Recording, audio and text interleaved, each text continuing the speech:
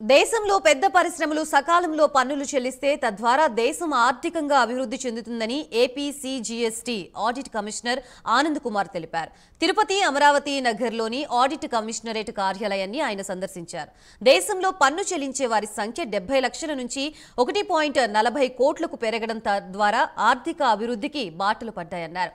ఒకే దేశం ఒకే పన్ను విధానం, సరళీకృత పన్ను చెల్లింపులతో వ్యాపారస్తులకు ఎన్నో ప్రయోజనాలున్నాయని ఆనంద్ కుమార్ తెలిపారు.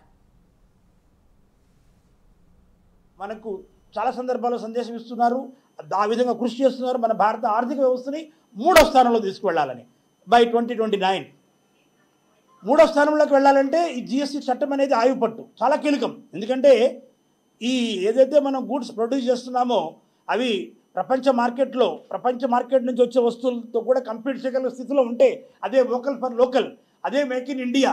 జిఎస్టీలో ఎవరు కూడా పారిశ్రామికవేత్తలైతేనేమి ఈ సేవారంగంలో ఉన్న వాళ్ళ జేబులో నుంచి ఎవరు డబ్బులు కట్టరు. మనం కట్టిన డబ్బులనే వాళ్ళ ప్రభుత్వానికి జమ చేయాల్సి ఉంటుంది.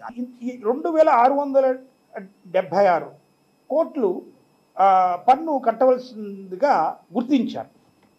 అయితే రికవరీ మాత్రము 72 కోట్లు మాత్రమే జరిగింది. సో మిగిలిన వాటికి రికవరీ చేయడానికి వాళ్ళతో పర్సూ చేయడం జరుగుతుంది, లేదంటే నోటీసులు ఇవ్వడం జరుగుతుంది. నోటీస్ అంటే వాళ్ళకి ఏదైతే వ్యూ పాయింట్ ఉందో, మాకు వ్యూ పాయింట్ ఉందో వాళ్ళు విభేదిస్తే దాన్ని నోటీస్ ఇచ్చి principles of natural justice follow అయ్యి దానికి ఆర్డర్ పాస్ చేస్తారు. అది ఆర్డర్ కూడా అపీలబుల్.